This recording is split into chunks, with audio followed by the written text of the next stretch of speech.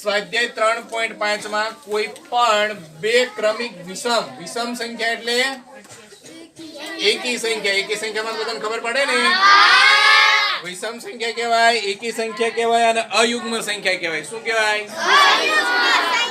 એકની એક સંખ્યા.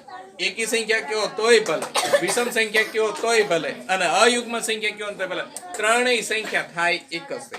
તમને એમ પૂછો વિષમ સંખ્યા, સાહેબ તમે દાખલો શીખવાડ્યો એમાં એકી સંખ્યા શીખવાડી, વિષમ સંખ્યા કઈ નથી શીખવાડી. અથવા મેં વિષમ ને એકી બંને લખ્યું હોય અયુગ્મ નથી લખ્યું સાહેબ, પછી હું અહીં દાખલામાં એમ આપું અયુગ્મ સંખ્યા. સાહેબ વિષમ સંખ્યા અમને આવડે છે, એકી સંખ્યા અમને આવડે છે, પણ અયુગ્મ સંખ્યા આવડતી તો અયુગ્મ સંખ્યા કયો, વિષમ સંખ્યા કયો કે એકી સંખ્યા કયો, ત્રણેય શું થાય? એકનું એક. બેકી સંખ્યા, યુગ્મ સંખ્યા અને અહીંયા વિષમની જગ્યાએ સમ સંખ્યા. કેવી સંખ્યા? એટલે એ ત્રણેય એકની એક જ છે. હવે એકી બેકી કરતા બધાને આવડે ને, શીખવાડેલું ને મેં. એકી બેકી કોને કહેવાય? કે જ્યારે તમે 1 2 3 4 5 6 7 8 9 અને અહીં મૂકવાનો 0. 10 એટલે પાછો એકડો અહીં આવી ગયો એટલે 10 નો લ્યો તો ચાલે, ડાયરેક્ટ 0. પછી કોઈ પણ સંખ્યાની પાછળ આમાંથી કોઈ પણ એક સંખ્યા આપેલી હોય તો એ એકી સંખ્યા બને. જેમ કે હું અહીં લખું 999, એનો એકમ નો અંક કયો છે? 9. તો આખી સંખ્યાને શું કહેવાનું આપણે? કોઈ પણ સંખ્યા લખી હોય, જેમ કે અહીં આવું લખ્યું છે, આમાં આંકડો બેકી છે તો આખી સંખ્યા કેવી થઈ? ઓળખતા આવડે એકી બેકી, યુગ્મ સમ વિષમ બધું એકનું એક જ છે. બરાબર. હવે આપણે આપણા પ્રશ્ન પાછા આવી જઈએ. કોઈ પણ બે ક્રમિક, કેવી? બે ક્રમિક પણ ક્રમ વાઇઝ ક્રમિક નહીં, વિષમ બે એટલે કે એકી સંખ્યા. બે ક્રમિક એકી સંખ્યા જ લેવાની છે. હવે જો ક્રમિક સંખ્યા કેમ તો આમ લખાય 1 2 3 4, આ ક્રમિક સંખ્યા છે. કેવી સંખ્યા થાય?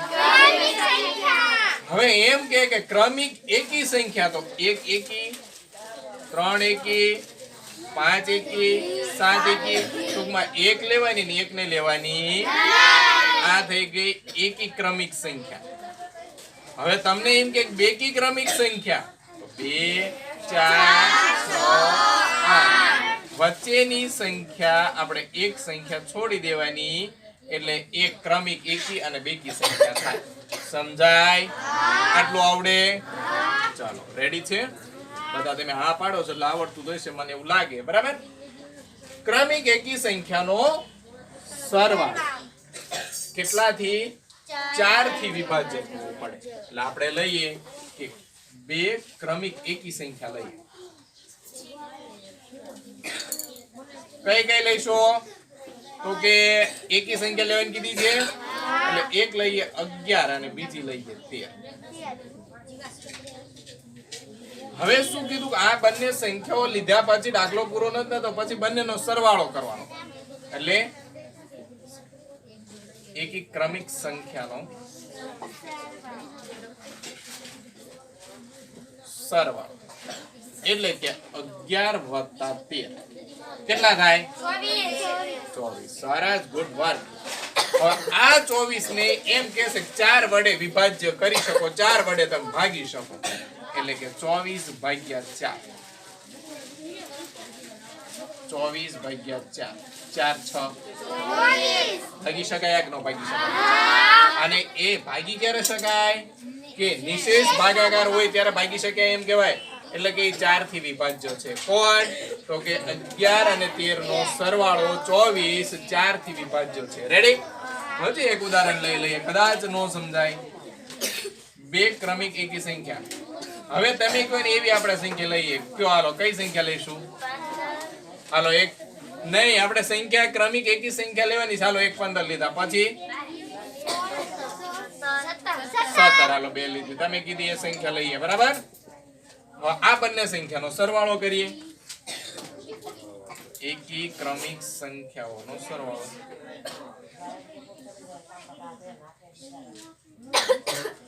એટલે કે 15 વત્તા 17 કેટલા થશે? 32. હવે આ 32 ને આપણે કેટલા વડે ભાગવાના છે? 4 વડે. હાલો 4 વડે ભાગીએ. 32 ભાગ્યા 4 4 8 થાય કે ના થાય? વિશેષ ભાગાકાર મળ્યો કે ન મળ્યો? તો ટૂંકમાં કે કોઈ પણ બે ક્રમિક એકી સંખ્યાનો સરવાળો તમે કરો તો એ સરવાળાને તમે 4 વડે વિભાજ્ય કરી શકો છો, 4 વડે ભાગી શકો છો. ભાગી શકાય ને? આમ બે ક્રમિક કેવી સંખ્યા? પણ કેવી? વિષમ એટલે કે એકી સંખ્યાના સરવાળાને હંમેશા 4 વડે અથવા 4 થી વિભાજ્ય છે. સંખ્યાઓ ક્રમિક એકી સંખ્યાઓ લઈએ ના સરવાળા હંમેશા 4 થી વિભાજ્ય છે. પછી કોઈ પણ સંખ્યા તમે લઈ શકો છો. આમાં એવું નથી કે આ જ સંખ્યા લેવી, પણ ટૂંકમાં એટલું યાદ રાખવાનું કે ક્રમિક એકી સંખ્યા હોવી જોઈએ, બેકી સંખ્યાનો સમાવેશ થાય નહીં. આની પહેલાનો દાખલો 6 વાળો હતો અને આ 4 વાળો છે. આવડે કે ન આવડે? એમાં શું હતું? ક્રમિક સંખ્યા લેવાની, ક્રમિક 3 સંખ્યા લેવાની. આમાં કેવું છે કે ક્રમિક નહીં પણ ક્રમિક એકી સંખ્યા લેવાની અને માત્ર 2 સંખ્યા લેવાની, 3 નહીં. પહેલામાં 3 લેવાની હતી પણ ક્રમમાં. જેમ કે તમે 15 લીધા હોય તો તમારે એમ લેવું પડે 15 16 અને 17. આને કહેવાય ક્રમિક સંખ્યા. પણ અહીંયા એમ કીધું ક્રમિક એકી સંખ્યા એટલે એક સંખ્યા લેવાની ને એક સંખ્યા વચ્ચેની છોડી અને પછી એક લેવાની. સમજાય કે ન સમજાય?